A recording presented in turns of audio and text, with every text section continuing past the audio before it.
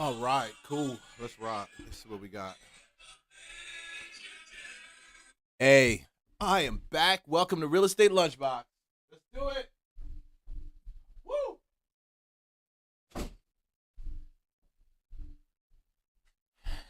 Y'all know I'm a one-man show. Y'all know I run this thing by myself. I'm dolo. I don't have anybody out here helping me. I'm just doing this bit by bit, piece by piece, building it brick by brick, trying to bring you guys something that will entertain you and educate you at the same time while enjoying the atmosphere of being uh, here in the Atlanta realm. Oh no! Yo, all right, guys, this is me. 20 years in the real estate business, guys. Fix and flip, broker, investor, rehabber. Isn't that fix and flip? That is. Wholesaling. I am back for another show. I've been going for a little bit, man. I didn't show up on Monday. You notice I said I didn't show up on Monday. I didn't show up on Monday. I didn't show up not because I didn't want to. We just had a lot of stuff going on over here, you know. Bit by bit, piece by piece, and the world is continuing to change, to circle, to rotate. Just making sure this Facebook thing is rocking real quick. Worst thing you want is everybody at Facebook. Some of y'all who jump on Facebook, they're like, man, hey, dude, I couldn't hear you. That was the last time. It was like, dude, I couldn't hear you. Man, yo, man, I want to shout out to Will, man. I'm going to shout out to this cat, Will. I was chilling over at Soho this weekend, and I'm chilling at Soho, and Will walks up to me. Shout out to homeboy Will. Soho. It was Frank Ski's birthday. Cool little vibe. Cool little vibe. And don't get it twisted. I'm not the person that shows up on people's birthday and stuff like that. I just happened to be there, and then I was like, oh, dude, it's Frank Ski's birthday. Oh, snap. What's up? Nah. Nowhere near. Nowhere near. I guess it was cool because it was definitely a lot of beautiful women out. You know, had my lady with me, was chilling, just enjoying what's normally done at hang time. And we got a chance to chill with some friends out there, man. Shout out to that boy Wade. Yeah. Man, it was a cool time. It was a cool little time. If you ever get a chance, check out Soho in Marietta, Georgia. If you ever come into Atlanta, Marietta's right. If you visit Atlanta and you're trying to find a cool spot to hang out, matter of fact, there's a couple cool spots for you to hang out. There's a couple cool spots. Let me pull this. Let me do this one right now. Bang. Let me do this one right now. Let me do this one right now. Let me do this right now. Now, because I got to give a shout out. To me, some people get to the mind, they move to certain cities, and I get it. You got to move for spiritual reasons. You got to move for financial reasons. I also like to check and see what the nightlife is like. That's just me. That's just me. And I didn't even intend to play this because I don't really have the full stack. Okay, this is just one. But she hung. There are some really good, cool spots for the cats that are 35, 40, 45. Don't get it twisted. I'm going to play this, but don't let them make you think that Atlanta is just good enough. It's only good enough for like young cats on the nightlife. You know what I'm talking about, Onyx. Remember the old compound? Remember that spot? Atlanta is not just strip clubs and young nightclubs where, like Havana. I like Havana. Havana's dope. I like Havana. Havana's a cool spot. When Monticello's was around, Monticello's was a really, really cool spot. It was just mature. It wasn't like you're gonna get down there and see a bunch of YNs running around. Hey, Shaw, what's up with money, man? No, you ain't gonna see that, bro. You're gonna get there, you're gonna see just some grown folks smoking a cigar, talking, mature women, older women. See, I cannot hang with you young cats. And I saw some of y'all at Soho on Friday night. And y'all know that's grown. That's for the older crowd. I saw some of y'all there. Soho, Marietta, Georgia, Friday, Saturday night. Cool. I know some of y'all that's like, Liam, I can't believe you go to clubs. I only show up every now and then. I don't show up all the time. I don't show up all the time. Why you want to show up to a club all the time, bro? Like, to me, that's weird.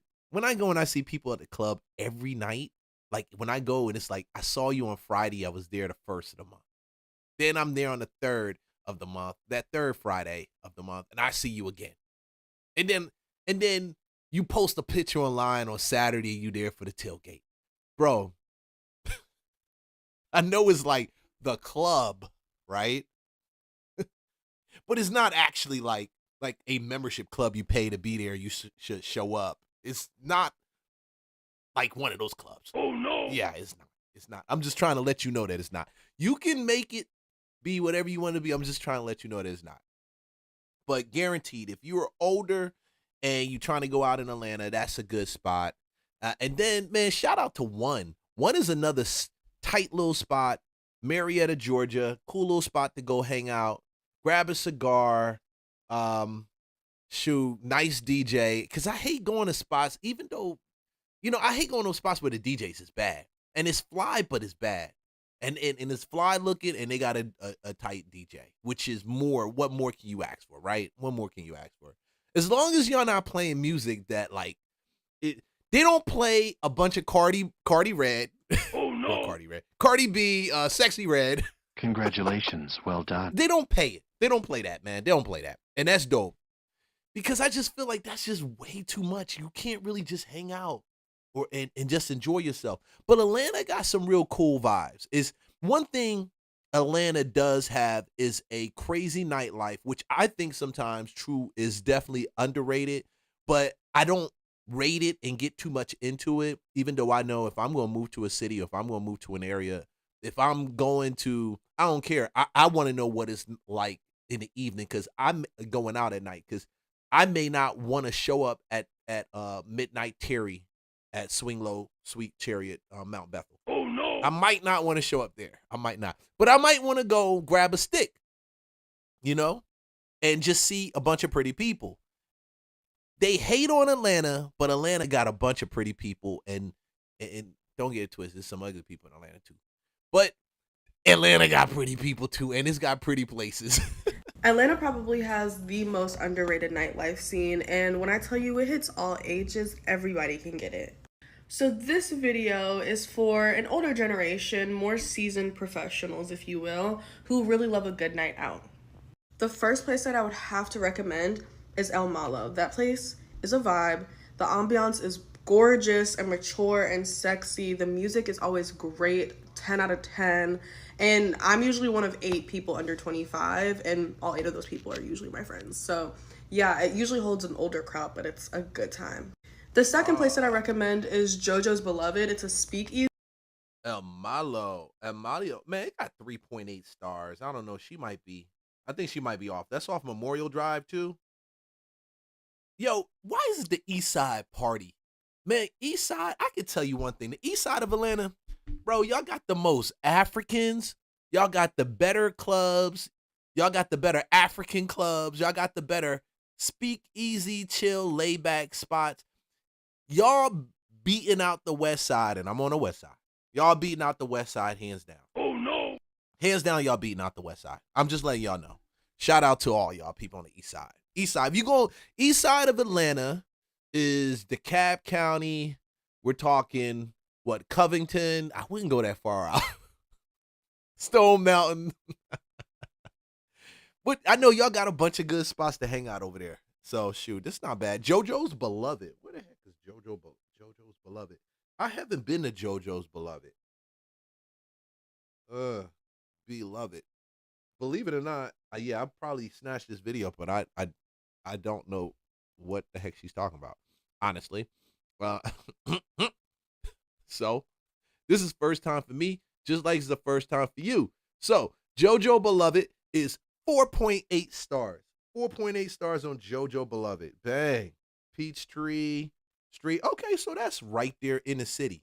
All right, cool vibe. I like the pictures. Pictures, nice See, vibe. that is a sexy vibe. It's so much fun though. Like people are not Yeah. stuck up. It's if you really love to dance and you like good music, definitely go to JoJo's. I went with people who were like 25 up, so I was definitely the only person that was under 25. And the third place I'd have to recommend. Why is it that y'all don't dance anymore? Tell me this. Why is it that y'all don't dance? Look, if you like 55, 60, and you listen to this, you get a pass. But if you're like 30, 35, 40, and you listening to this, listen, you gets no pass. Y'all don't dance anymore. And what's whack, this is the part where they keep saying the South is bad, like all this stuff they got to say about Atlanta. Y'all don't dance no more. Like up top, they still dance. Chicago, they still dance. You know, Chicago got the swing. They still dance. They still dance. They got the steppers, Detroit, Chocolate City. Why is it that y'all don't dance in the A no more? What is it? Is it y'all too cool? Cause I'll be up there like this, you know, just I'm feeling the vibe. Y'all just be like, I mean, y'all worse than them. I was about to call y'all them niggas. Them boys from my boys from up top, and I'm Philly, bro. So I'm telling you, man, I don't know, whatever. Is the waiting room. That place is fun, but you have to go when they have a very good lineup of DJs or they have DJs, period. So yeah, enjoy and have fun. Dang, man, yo, you know, this is just JoJo's Beloved isn't just, it's not just like a cool little club. Damn, this joint got, this is swanky. Yeah, you ain't gonna hear that word too much. This is swanky. It's swanky. It's that cool, like, middle age vibe type of spot. Sexy drinks. I like it. It's dope. That's dope. That's dope. Thanks, Shorty. Yo, those are three, man. Those three. Those are three. Hey, like, subscribe, follow for more content. Those are just three different club spots in Atlanta. Yeah, check this out. Just three. Just three. I just want to do three of them. That's it. What's up, man? Let me see. Let me do. Yeah, let me do this one right here. Boom. Yo, you could tell I was chilling last week, man. I sometimes it take me time to prep for some of this. Sometimes, you know, I'll prep. A lot of times when I go in depth, I prep. Some days I got to get up and just be like, man, I like that. I like that clip. I like that clip. I like what they talking about. And it's not really organized, curated like some of my other content. Because at the end of the day, man, I'm going to tell you, live streams, dope things about live streams. I normally take this content, I'll chop it up and then go put it based on what I want to actually, you know, be shown. So, man, because not too many people going to sit down and watch an hour live stream. I remember when I used to do 3-hour live streams, bro. I'm falling off. Man, speaking about live streams, hey, go over to the Real Leon Duncan. Check this out. Go over to the Real Leon Duncan. I did shout in the mic just right there. Yeah, I did. go over to Real Leon Duncan. Subscribe to that channel. Thursdays, I'm going to be doing live streams. We're going to hit midday live streams, and I'll probably take it to twice out the week. But like I took this channel monetized in 60 days. I'm going to do that with that channel. That channel is a bigger funnel. So most of this is real estate content, is living in Atlanta content, lifestyle. Y'all know how I get it. I talk about the dating. I talk about just how culture and real estate merges while also giving you some really good insight on things that I feel like you should know because nobody played for me back in the day. And if I can share it with people, because I always get these downloads. Like I always see stuff that a lot of people don't see. And I keep telling them, I'm like, man, yo, you should take a look at that. Oh, yeah. Yeah, it's cool. I'm tired of telling it to the couple people around me. Some of them, 99% of them don't do it. The 1-2% that do it call me and be like, hey, Leon, yo, that was some good advice. Oh no. Nah, that's a lie. Probably one of y'all do. y'all like the 7 that left Jesus. Only one came back.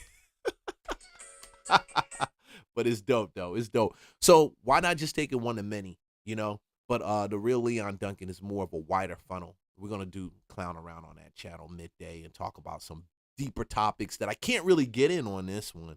But there's some things I still can't talk about. Let's do this one right here. Black people, Move. When I saw this on TikTok, real talk, I was like, is this true? And I'm going to tell you my input on it. I'm going to tell you my thoughts on it. Go ahead.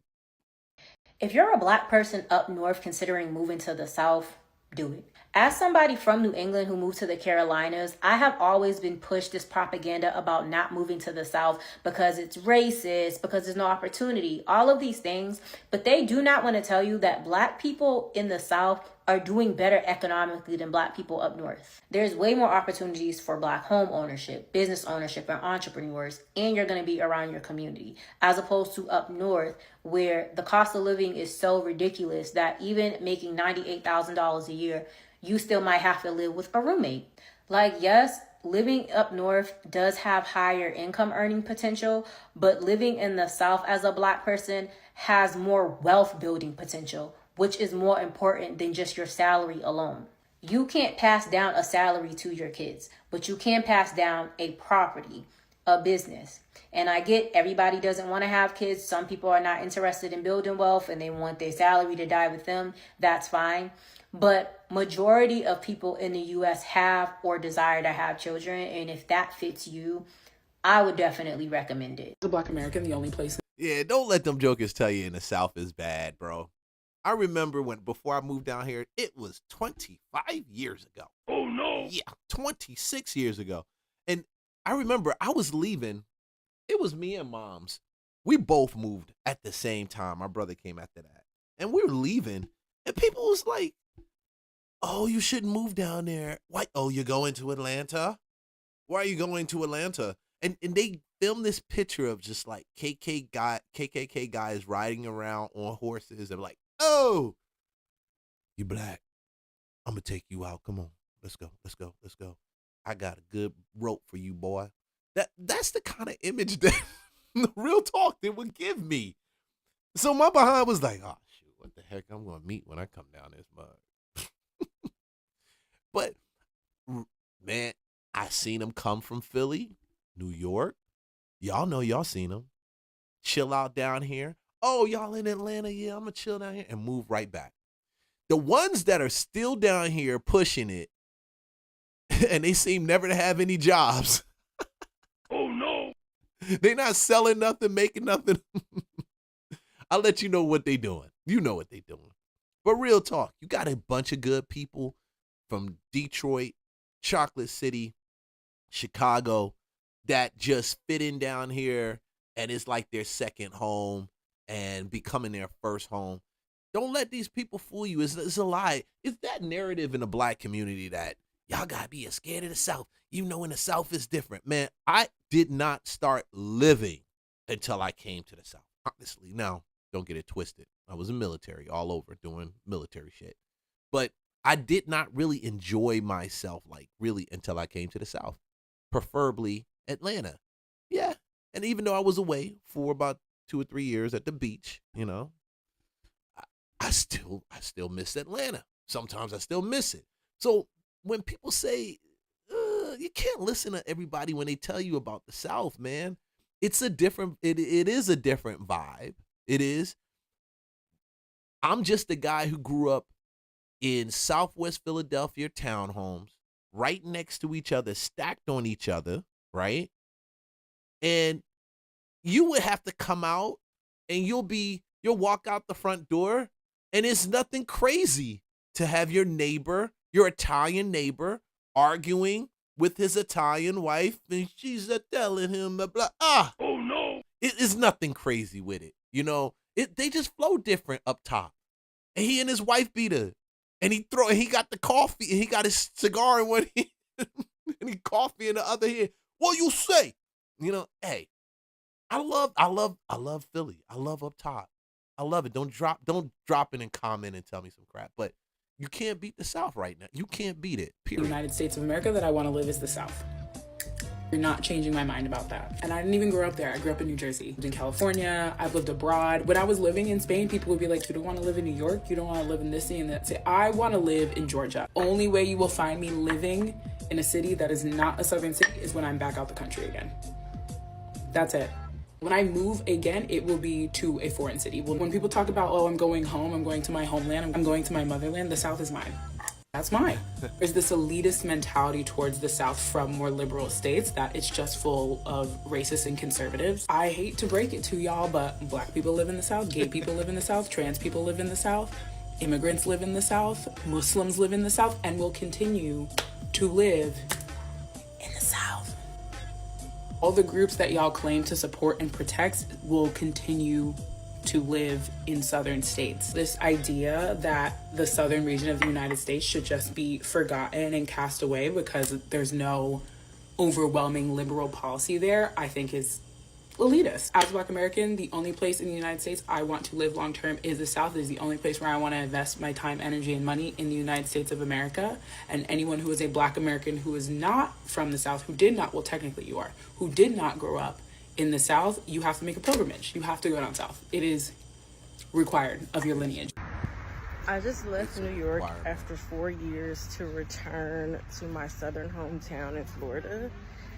And I forgot that strangers speak to you. Like, I know that that's a thing.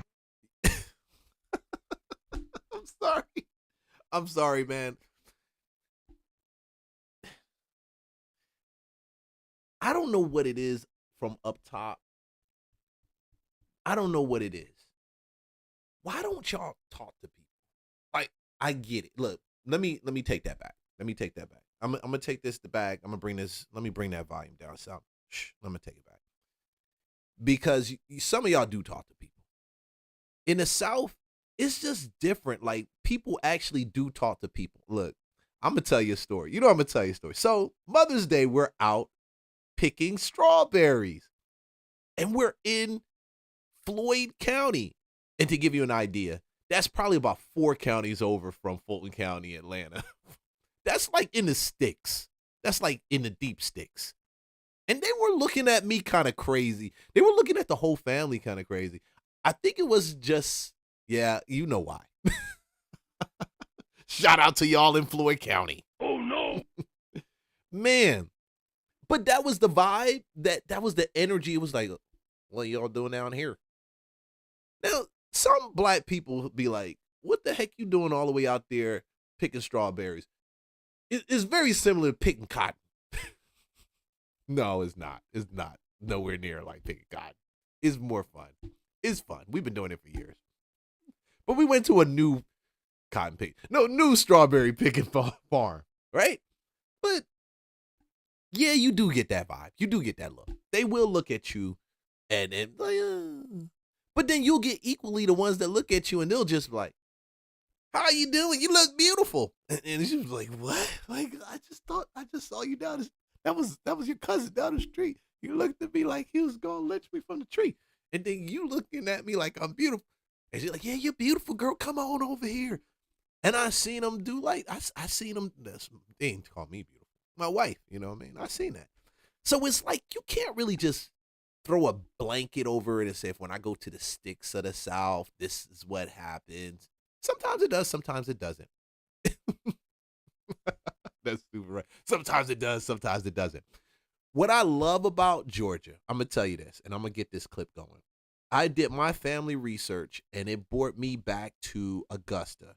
And the craziest part about it, I'm going to tell you after this, which showed me why coming back to Georgia for me was more, I don't know if it was spiritual, you want to call it, but it was almost like a return back to home in some type of way. Go ahead. I'm going to let this rock. I'm going to tell you at the end of this. But once, like, I'm living here again now, and it's happening often.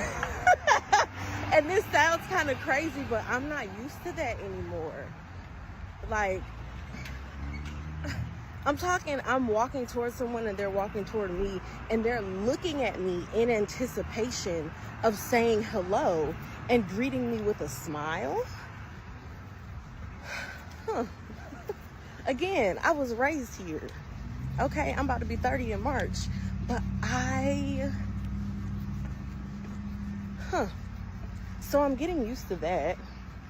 And I absolutely understand why fellow Southerners visit New York and they're like, everyone's so rude. Everybody's blunt. They're very blunt. They're very direct because there are, number one, so many people in New York. Somebody always wanting something, somebody trying to scam you. And again, there are so many people. Like, imagine walking by thousands of people every single day and saying hello to them. That's too much. So I really understand, after, again, living there for 4 years, why people don't speak, because, girl, ain't nobody got time for that. And folks are trying to get to where they're trying to get to. But it also makes sense as to why living down here, that makes more sense, because you're seeing people few and far between. You know what I mean? So you have the, like, what's the word I'm looking for? You have the space to acknowledge a stranger and greet them with a smile. Like, I don't know, this is so interesting. I think I'm going to make more videos about this, about reintegrating back into the South after moving away.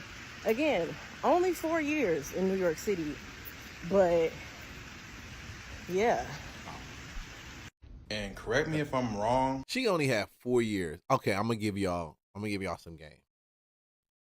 When you up top and you in like places like Philly, New York, Delaware, dirty Jersey. Shout out to Jersey. Oh no. Okay.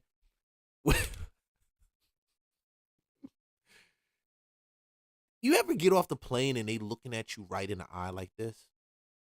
And they staring at your eyes. And they looking at you, they're like, what the heck they looking at? I grew up just like that all day, 24/7. Real talk. It wasn't until I left and I came down to the South and I'm like, just chilling. Same thing. Looking at people the way I normally look at people. And my boy from Chicago, shout out to Luke in Chicago. Oh no. He not in Chicago. He by the Beltline. What up? He was like, yo, why you looking so mean all the time? Why you always ice grilling people? Because up north, we look like this. We look you in the eye. We stare at you. Because she right. We don't know what you about. We want to see your body movement. We want to see how you move. We want to see do your words line up with the energy that's coming off of you? Nah, something wrong with him. Something wrong with that cat. He ain't right. Oh no. That's why we look so mean sometimes up top, right? That's what y'all look like that sometimes. Y'all do. Real talk. I say y'all because I used to do the same thing, and I'm a reformed ice griller. They have strained our community, my community, so much in these sanctuary cities and up north that y'all have effectively initiated a reverse Great Migration where we're going back home to our cousins and where our grandparents came from and our great-grandparents came from the South, from Texas to the Carolinas to Atlanta, all this stuff. Y'all have effectively initiated a reverse migration amongst our community of people because y'all are basically pushing us down south. Correct me if I'm wrong. I honestly think that's what's going on right now. Who the heck? I don't understand why people... Who the heck is he talking about, y'all? Like, who? What? Huh? I don't know what Buddy was talking about, bro. I don't know. Especially black people don't like coming to the South. Like, I get, parts of the South, that's still the sundown towns, but like the majority of black spots that it's cool to go to for black folks, like Jackson, Mississippi, Memphis, Tennessee, like South, like black folk South. I don't get why people... Is there anything going on in Jackson? Real talk. Jackson, Mississippi. Is there anything going on in Jackson, Mississippi? I know some stuff going on in Jackson, Mississippi on the strip, but you know what I mean. Economics. Well, that is economic stuff. Progressive economic, not progressive in the nature of politically progressive. Let's just get back to this. Black people don't like coming here. I feel at home here. Like, being in the South is like, that's the epitome of blackness to me. And y'all motherfuckers don't like coming to the South. Like, I get, like, with all the red states and all the fucked up ass policies and woo woo woo. But, baby, when it come to being around black people from the South, I'm at home. Hey, twin. Love y'all. Mwah, mwah, mwah, mwah, mwah. Twin, love you. Man, I showed up in the South. I traced my family's history and we found out I'm originally born in West Africa, Monrovia, Liberia, and a lot of people don't know, but that's a colony that was set up later to become a country of former slaves that went back, that interlocked with the indigenous people that were already on the coast of Africa. Shout out to Liberia. Oh no. On the coast of Africa. You're like, Leon, but you look light. That I told you I traced it back. Yeah, I'm light, my mom light, my grandpop light. They all light because deep down inside that boy, I don't look like I'm African, but I got white in me. Yeah, half of my family stayed in Augusta. The other half, one brother stayed, two brothers went. That's the way the whole story went. Back to Liberia. And then it's different. You come back and you go to Augusta and you see like Tubman, that's the last name of my family, Gibson, last name, that's another last name, Cooper. You see these streets named after that. And I'm like, dang, truly you see that a lot of the people there got their names from slave masters in the South. And when you trace it back, I'm able to see how the names originated through Georgia, different places. It was cool, real dope. Real dope. Real dope. Oh no. Yeah. Boom. That's my Southern charm. I was debating talking about that, but I was like, dude, I like that joint. Like, real talk, I like it. Good stuff. Let me, throw this out right there, boy. Let's put this one right here. All right, cool. Atlanta Beltline. Enough about me. Real talk, I don't think I'm going to have a lot that I really cover today. You have these shows. I have shows, and sometimes people who see it, y'all know, that I'm always pounding on a topic. Then I have shows where I just don't talk too much about crap. Now, we are going to talk about that AI deal. We're going to talk about that because, good God, you can turn around now and make your house a mini AI spot. Okay, before we get into that, let's talk about this. $100 Beltline apartments. Madison Reynoldstown. So check this out. If you don't know about the Atlanta Beltline, Atlanta has dumped a ton of money into the Beltline. It is nothing more than a trail or a walking path, but not just a walking path. We all know it's a breezeway. It's almost like a tunnel vibe. It's the summer hangout spot. It's if you buy around the Beltline, yeah, you gonna make money, okay? Because Beltline for Atlanta isn't going anywhere. It's only getting bigger. Now, the Beltline affected the cost of living. Of course, taxes went up. They even gave tax breaks to businesses along the Beltline. All those things to supplement the rising taxes over there, things like that. I thought it was dope.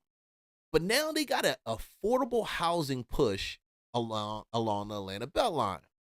Interesting. For affordable housing, adding thousands of units. And some people, get this, are paying less than $100 a month to live along the Beltline. Channel 2 investigative reporter Sophia Choi learned who's paying for it and who's benefiting.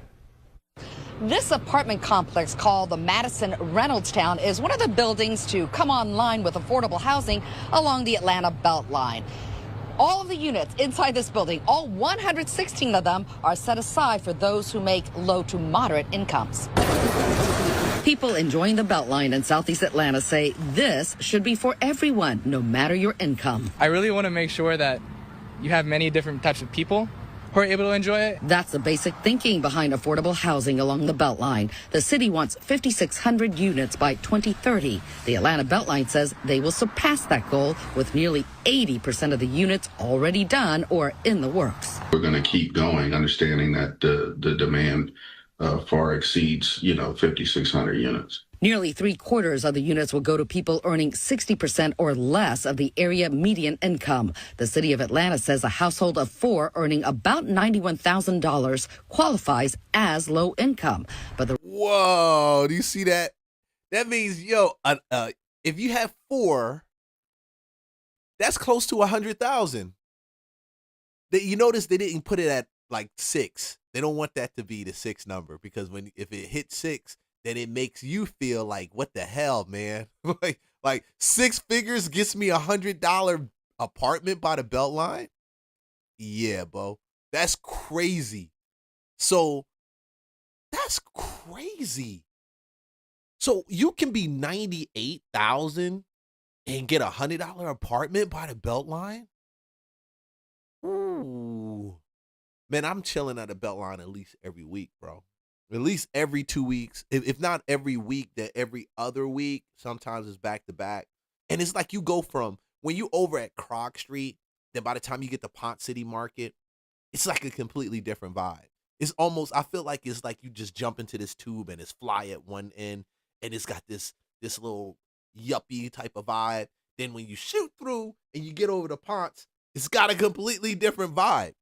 It's like a speedway, expressway for, what is it? What would you call it? Vibes, like a vibe expressway. Y'all think I'm tripping on this? Listen, I'm tripping. I'm not tripping. I'm really being for real. Look, I just took my glasses off because y'all looking at me like, this dude tripping. I'm chilling. Real talk. I'm at the house chilling.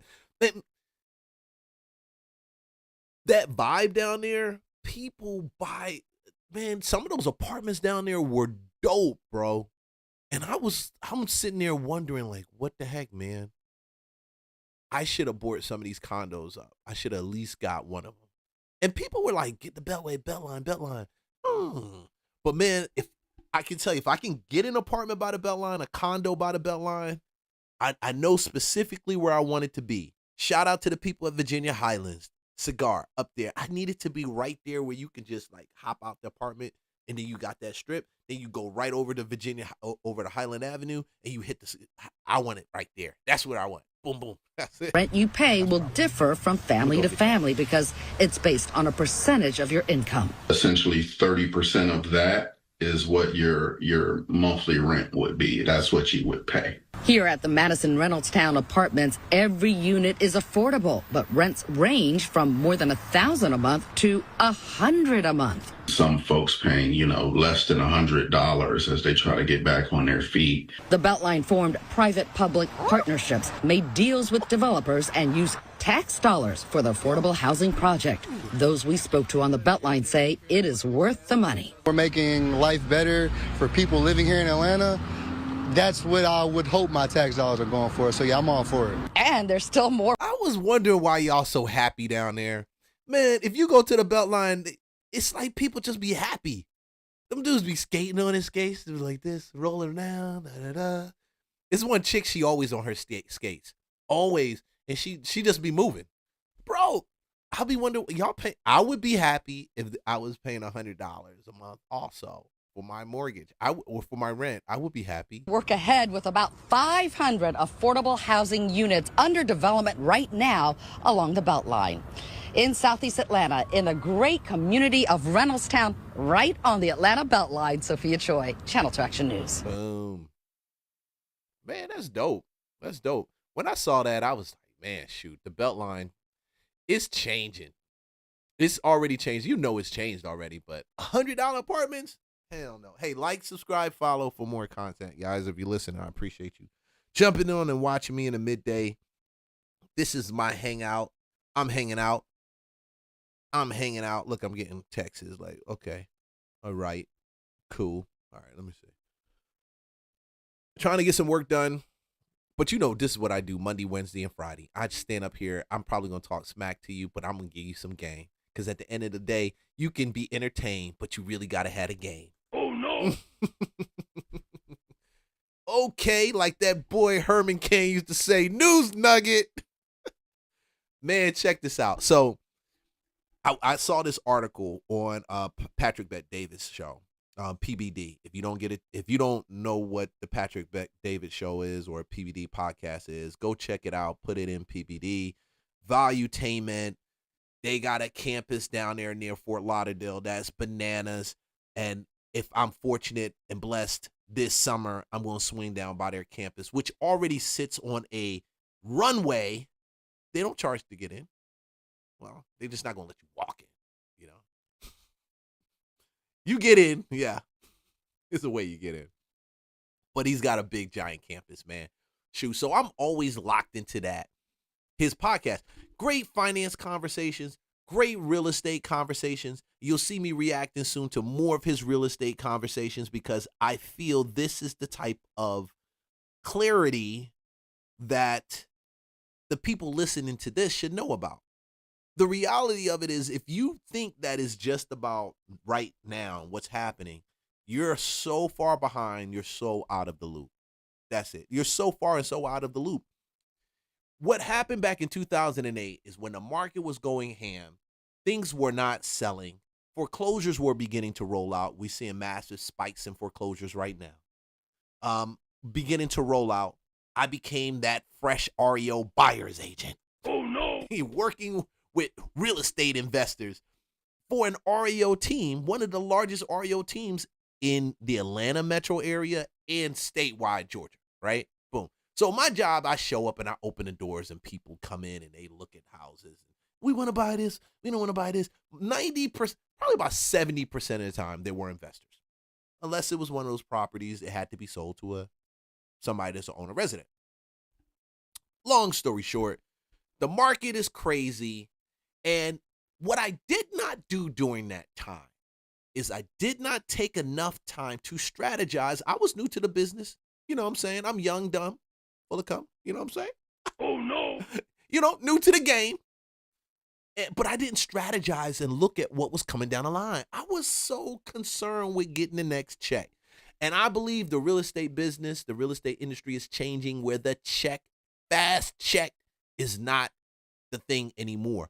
But go deeper down the rabbit hole with me. Follow me as I follow this. What I'm saying at a whole is there were things that were happening that no one was communicating, or I wasn't in the flow of information that would have postured and put me in a position to be more successful 10, 5, 10, 15 years, 20 years down the line. Information flows freer here now. This is very similar to 2008. There are spikes that are beginning to show themselves like 2008. 2008, I'm not saying we're going near that. This is not Leon saying get ready for 2008. Don't quote me nowhere, because if you did, the real estate agent, investor, the guy on the real estate lunchbox, he said we about to go into collapse. I did not say that. If I mention collapse, it's because I'm reacting to a video of somebody talking about a collapse. But that's not what I'm saying, you know? But I do know that there was a period of time when the market changed drastically. Some things didn't look the way that they normally looked. Like, people were trying to figure out, like, that house is $5,000. Wow, I'm gonna get that, Bo. You saw those deals, and then Jokers was like, I don't know. Should I do that? Is it a good investment? Is the market gonna recover? The market recovers. The market rebounds, bro. The market crosses over worse than Iverson on a New York Knicks. Oh, no. Either way, bro, this AI push that's moving, this data center move, you know, people love to panic. I don't like to panic. I like to watch it play out, and I avoid the panicking. I don't care if you come and say, Leon, I'm going to get you, make you pay $100,000. I'm like, all right, Joker. At the end of the day, I'm going to die, go to heaven anyway. I ain't got no time for that, bro. No. But why you going to panic? Why you going to panic? Why you going to act up? Okay? There's going to be a lot of opportunities with this AI push. And one of the things I saw, and I think this is going to be a crazy play, even though, you know, they make data center bad. Data centers are bad. I mean, they're not bad. They're not bad meaning bad, but bad meaning good when it comes to tech, but bad meaning bad when it comes to some of the conditions that it puts into the environment, right? Right? What about if our homes could be mini data centers. Let me tell you what NVIDIA and the Pulte Group, which we had on the podcast here before, he's great at what he does, but the Pulte Group and NVIDIA had a conversation, and apparently they're starting a startup. They're helping the startup put mini data centers on homes. So let me say this one more time. So imagine you have a house, and you're buying a house, and NVIDIA and Pulte Group is saying, hey, let us build a small data center on top of your house. Wait, what? So let's slow this down. Pulte Group, one of the largest builders for homes in the country. Matter of fact, the grandson of the guy who found, I forgot his first name, Pulte, he's actually over the Secretary of Housing for the Trump administration, which was crazy. I saw this. I think it's Secretary of Housing, right? But for the Trump administration. Yeah, right. Look at that plug. But at the end of the day, Pulte coming together with NVIDIA being a chip maker to make it possible for a home to actually be a mini data center and save people tons of money in doing it. I wouldn't talk about this if this was something that was just going to be stupid. Look, I think there's some bones to this. You tell me what you think. Leave a comment. Yes. Is this real? Apparently it is. Span, a California-based startup, has developed a small fractional data center or nodes called the XFRA units. The idea is to take advantage of unused electrical capacity on local grids, which the Span smart panels can pinpoint. NVIDIA GPUs are powering the units, and the Pulte Group is testing the system in a handful of communities. Tom, your thoughts on this story? Well, what's really interesting is, you started with homes, and as we started getting things like, I'll say something, low voltage wiring. What is low voltage wiring? I don't understand that. Guess what? That was fiber and stuff that were in your walls. So suddenly Pulte Group and others were adding that to your home. And so you could do it for alarms. They were pre-wiring by Windows and things like this so that when you called ADP and have some in there, it's done. So home building has tried to follow the waves of services that people want to put into homes, right? You don't find, coax going room to room anymore because Wi-Fi powers the whole place. You find things coming up to like a closet where everything can be secured in there.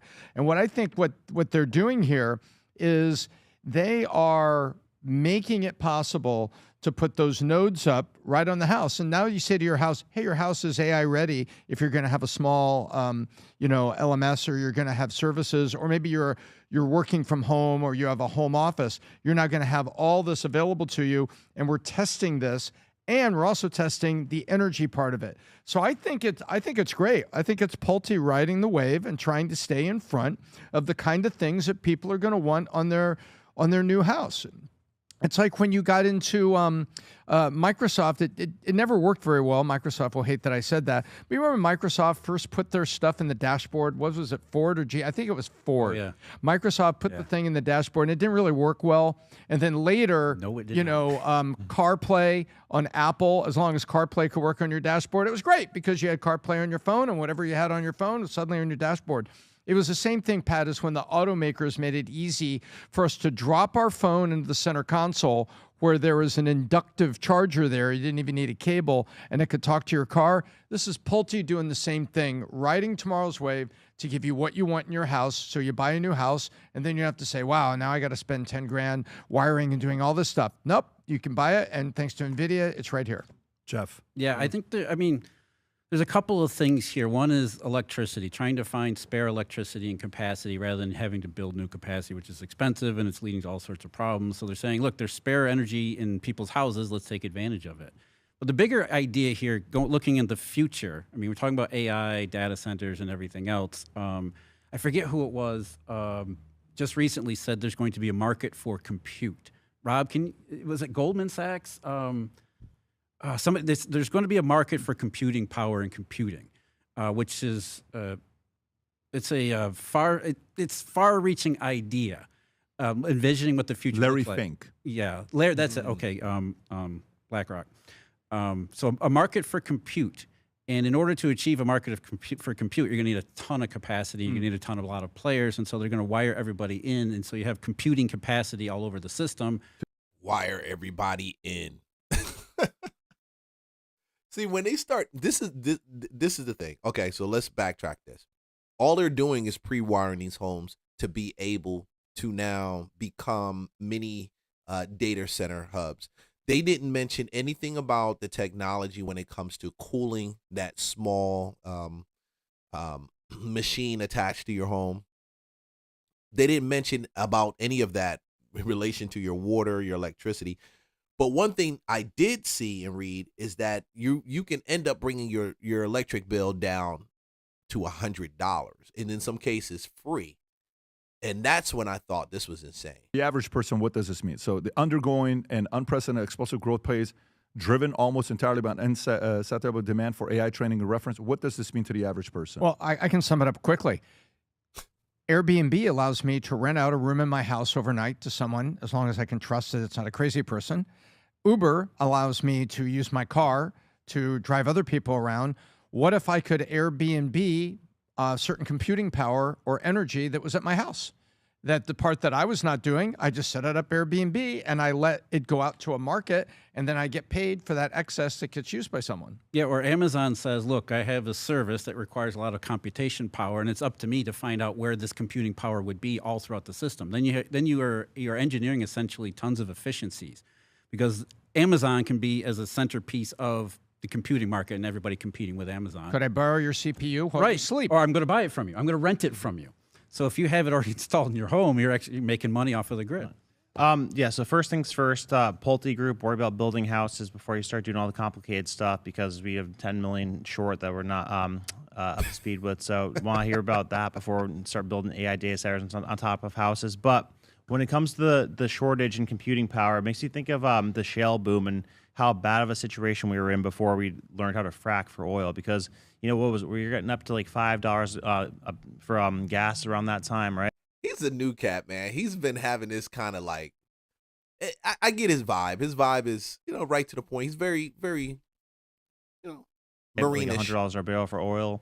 And the shale boom really, you know, saved us in a huge way with like America became the biggest producer of oil because of that. So, I mean, people really overlooked that in terms of like energy demand and like how vulnerable of a situation we were in, how expensive energy was at that time. So just places in America, you can have a net meter that if you're at work, let's say it's you at work, your air conditioning is turned up to 80 degrees in your house, no one's home, and yet your roof is putting energy into Which, I mean, the more efficient model is to build these gigantic data centers, but the other is energy. What they're basically saying is we're running up against hard limits on energy. So we got to find it somewhere. Right. What they're saying is there's spare energy in people's houses, so let's unlock that untapped potential and use that to help cheapen the cost of You'd be open to it if they came to you. Absolutely. You would be as well, Tom. Yes, I would. Okay. Right. I wouldn't be. I mean, it sounds a dope idea, but it's so much stuff. I would want one of y'all to go do it first, and then I'll do it after that. And then y'all shoot me a message and let me know what y'all think about it. And I say simply because, to me, it's just like if you wire a house for your security. At the end of the day, you may end up using a different company. You may not end up using it at all. And a lot of these builders were doing exactly that, wiring the house. And being in that space of security at one time, I thought it was cool when it came to actually making a sale to the customer, but I found out that it's also hackable, where you can just be in somebody's house, cut the wire, and the system has a fault line. It's so many different things. I'm just like, oh, I'm good. I'm good. But it is crazy, though. It is crazy. This is how it's going to affect. Pre-wired houses. Boom. Let's talk about this right here, bro. Look, I told you I got a bunch of just pieces. A piece here, a piece there. Man. Let's do this one. I like This is a good question. Yeah, so unfortunately, everything I touched does not turn to gold. I really wish that was the case. Quick story, I bought a 12-unit apartment complex about 2 years ago, did very little due diligence, and thought that I could just, turn it around, increase the rents, do some basic renovations, and, make $200,000. Look. Okay. You know what made me, what caught this to my attention? I said, I got to talk about this. You saw what he said, did very little due diligence. This very little due diligence thing is so prevalent in the real estate space. I respect people who go and they look at a project and they walk it, and then they at least know their numbers. We had this hustle culture in the real estate space, and it's still lingering around here. And I truly believe Look at my eyes. You're going to see more content of people failing, finding out that they bought that 3-unit, that 4-unit, and they didn't even know what the numbers were. They didn't even know what a cap rate is. And a cap rate is nothing more than how much you can lease a house out for, or you should be leasing a unit out for based on the purchase price of the unit. And it's 1% of that. We call that the cap rate. So if you bought a house for $100,000, in order for it to make a cap rate of 1%, it should be $1,000 at bare minimum that you lease that place out for. That is the golden rule. Now, because he didn't know that golden rule, he's got a huge real estate issue. So I've sent clients along the way for this, man, and I've told y'all, all y'all new investors, you guys that want to get into the game and you learn in the game, please, the biggest thing you can learn is your due diligence, bro. That's the biggest thing you can really learn to do in this real estate space. That's not a guru talk. I'm not here to sell you anything or program or nothing. You're welcome to buy anything if you want. The link is in the description. But I'm just trying to tell you real talk. Like, a lot of your problems happen because you do not do your due diligence. And it makes sense because you don't even know what questions to ask, which tells me that you didn't get any kind of training, which tells me that you don't think that this is a skill. You think this is a get rich quick thing. So you sue gurus. Y'all see them. They're all out there. Y'all sue the gurus, the teachers, all the different, y'all sue them because y'all don't open books and y'all don't like reading. Reading is not fundamental to y'all. Oh, no. And when I say y'all, don't scream like a hit dog, because I'm not talking about you. I'm talking about the guy behind you. Real talk, I am. It's the one behind you that I'm talking to. Because I'm tired. We save ourselves a lot of problems, a lot of issues if we just opened up YouTube sometimes and did a nice little search or learned how to use technology, AI, a nice little search. Now, I guarantee it's not going to give you, it's not going to be perfect. AI does hallucinate. We are talking about real estate, which is very local. But some of the questions you can ask that guy that you're going to buy this property from, or other people that you planned on buying property from or buying property with or doing business with, that's property or any of that other stuff, you can just Google and find the questions to ask. That's it. That alone will save you tons of time and energy. And I think I saved some type of guru a lawsuit. Because you will blame it on them jokers in the heart. He didn't tell me what to do. I was listening to him, but he didn't tell me. He didn't tell me I'm supposed to keep he said I'm supposed to give the earnest money to the attorney. He didn't say anything about getting qualification, getting notice that I gave it to him. Yeah, I know. He never told you to verify that you dropped off a boatload of money to somebody. Shit, what the hell? You know? Oh, no. He didn't tell you. Boy. Dollars off of it. Not the case. Ended up not doing enough due diligence. So there was a bunch of code enforcement issues on the property. A lot of the tenants were just really not screened. The previous owner just kind of slammed them in there just to show 100% occupancy before the sale. And that caused okay. You see that. Previous homeowner or owner, landlord, investor, just put somebody in there. Just go ahead. See, that's why when you work with the right people, right conversations, we ask you, you like this house? Did you check on the rent roll for the units? What's a rent roll, Leon? It's simply a roll that shows the time they paid, dates they paid, how much they paid, that they paid, how long they paid. Yo, that's it. That's it. Listen, that's $1 million right there. Cut off the stream. We done. Cut off the stream. Me and Grant, we done. Yeah, man. Listen, I done messed up so you don't have to. But like, I done messed up so you don't got to get screwed up. Problems, ended up having to evict a bunch of people, wasted so much money on repairing these and turning over all these units, and it just turned out to be a huge loss. I was able to actually sell it to a wholesaler who found a cash buyer for somebody that wanted to tear the whole thing down. Hint, when you like, follow, and subscribe, you follow me, I'm gonna tell y'all that wholesaling real estate lunchbox, whole group, it ain't gonna be but a couple dollars. Probably more like $30 a month. You will know what he just said right there.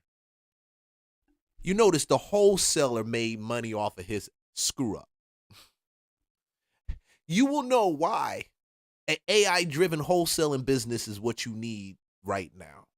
Stop all that other stuff.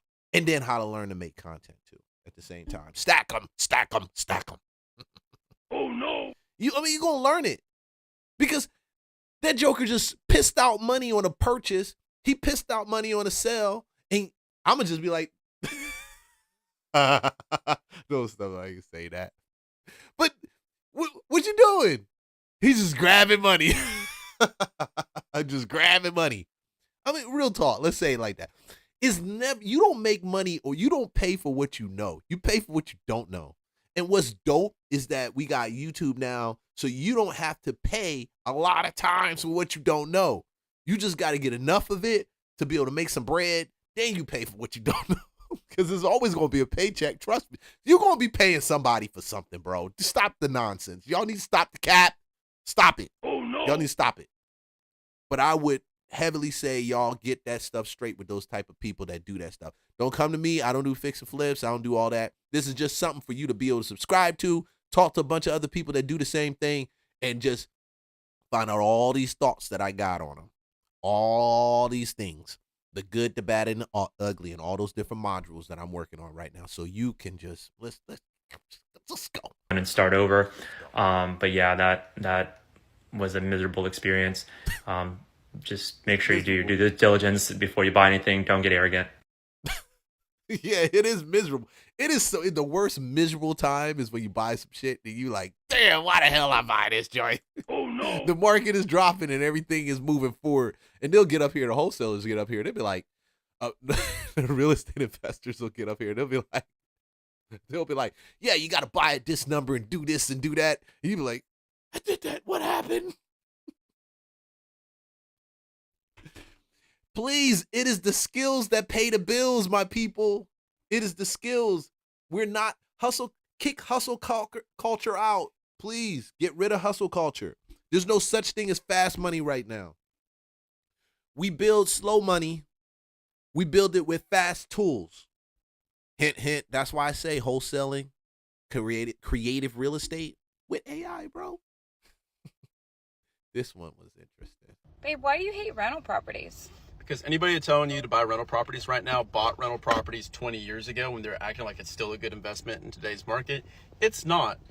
So the number one reason that people say you should buy rental properties is appreciation and debt pay down, right? So over time, I don't know about him. I'm going to tell you, bro. I mean, y'all got to realize everybody y'all listen to online ain't right. Oh no. Some of them don't know what the hell they talking about. Oh no. This is for entertainment purposes only. Hey, like, subscribe, follow for content. No, he's absolutely, he's 75% right. Some of us buy it. You buy it for cash flow. You buy it for a tax haven. It's not just appreciation because he knows it based off appreciation. That's the whole model from 2017, 2018, 2019, shooting through 2020. Appreciation. People saw drastic appreciation in their house, in their investment properties. What did they do? They borrowed money against it. Where is it at right now? The shithole. Okay? Because they knew, I'm going to take all this loan money, the educated ones knew, I'm going to take all this loan money out, and this is going to be, it's going to be leveraged up to the top, mortgaged up to the top. And I'm going to take that money, I'm going to drop it into something else that's going to make cash for me. Okay, another asset, it may be a business, it may be another piece of real estate. Doesn't matter. And I'm just going to let the renters pay the bill. So some of y'all are complaining some of my other videos about rents being high. This is why rents are high. Because as it appreciates and the taxes go up, that appreciation he's talking about, who cares? Who cares? The cash flow is what you care about, and that's covered because you raise the rents. That's what your landlord's thinking right now. So you're complaining, oh my gosh, and I'm reacting to your video. Oh my gosh, oh Lord, the rents are going high. And I feel for you because you're right. But the mortgages are going high too because of the taxes, because of the insurance. Everybody feeling it. So you need to go just take your landlord out for a drink and just be like, yo, bro, what you gonna do to get me out of this joint? Like, Oh no. come on, can we make something work? Dating in Atlanta. Y'all crazy, bro. Y'all crazy. Let's pays go. off your mortgage, and also the market appreciates on average 2% per year. Right now, with interest rates where they're at and nobody's able to move because they're forced to stay in the home because you're going to buy less home if you move right now, appreciation sucks. So appreciation rocked 10 years ago, and so now residential Appreciation doesn't suck right now. Appreciation should not be really in your meter of things you kind of deal with. It should be, if you look at it, 1, 2, 3. It should probably be 3 or 4. Honestly, it should always be cash flow. Cash flow should always lead the way. It should always be cash flow. Okay. Then I like the tax benefits. Then after that, we look at the appreciation, which is right there. Then the depreciation, which is right there with the tax benefit, that little cluster right there. But we leave why cash flow. See, and this is the thing why I say the way that we did real estate in the past is not the way you're doing it right now. Okay. There was a season where people just bored. They wanted to hold and appreciate, which I thought was the most stupidest thing. This is like a stock market, guys. Like, you're going to have times it peaks, it's going to dip. It doesn't just go like this. It's like this. You know, it's like my grades in high school. Oh no. They just like, you're an A student. Damn, what the hell? Did you fall asleep? appreciation sucks because your house only goes up to the value of the other houses that are around you that are selling. Nothing's selling, right? So now what I recommend people do is things are selling. They're just not selling around where you purchased. Commercial real estate, because you can force appreciation through NOI, so the actual profit of the investment. So if you're buying storage or multifamily or mobile home park, something like that, then you can drive more profit, and then that will increase the value of the asset. So he a little confused. Okay, so net operating income, NOI. Who said NOI? He said NOI. Yeah, return based on NOI, net operating income.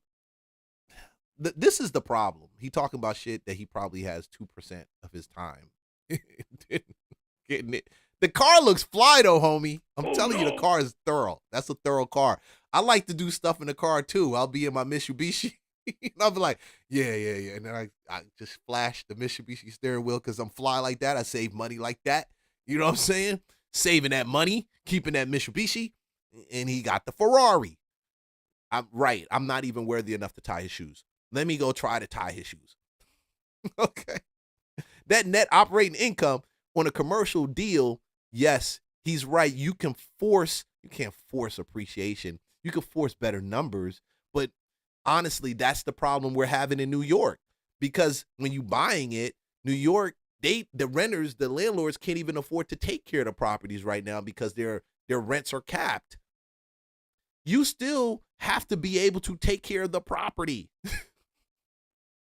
We've had videos on that. So trying to force appreciation and trying to do all this other stuff through NOI, you buy for cash flow. And that's the problem we got. That's the problem we got as black people. I keep saying that. That's it. Real estate is a slow game when you talk about asset accumulation, but it's a fast game when you talk about the business of real estate. Sales, wholesaling, investing, loaning out the money. Hint, hint, loaning out the money. That's always going to be the fast play. Does that sound interesting? Isn't it sound like they're saying that the people make, it's almost like the gold rush. The money's made when you have the shovels, providing the service, finding the deals. Fast, but the slow money's made. And I love this. Look, you can't have fast. You can't just have slow money. You got to have fast money. You got to have fast and slow money. But damn, if you don't have, we spent more time talking about the fast money. We never talk about the slow money. Never talk. The slow money is the most dangerous money, bro. That's the money that you sit down there, and it was one house. I bought that my very first rental, 2015. Bought that joint. It had appreciated enough I could sell it and then put that down on buying a main house. I mean, it just was like, that was depreciation, cash flow, it was year after year after year after year after year after year. And when I got ready and I said, damn, you don't want to own nothing that's 1950 something no more over here. I'm going. The money was still, it was good between the tax benefits and all of that. So you gotta look at it not just one-sided. Go. That's what people should be focused on right now, not residential, because you can control the appreciation. Millions of dollars of equity to create. You can control the appreciation. Millions, a lot of millions, huge millions. The millions keep coming. I wonder when they're gonna stop. I tell them millions stop, but they keep coming. Yeah, keep coming. Good money. Good millions. Boom, boom, boom. Hey, man, you know, I'm going to bounce out for today because I've already done a bunch of I've already done enough today. I've already done enough to drag and to talk smack. Hey, like, subscribe, follow for more content. I am out. It is 1:59 my time. This is Leon with the Real Estate Lunchbox, where culture meets real estate. I'll see you guys on the next live stream.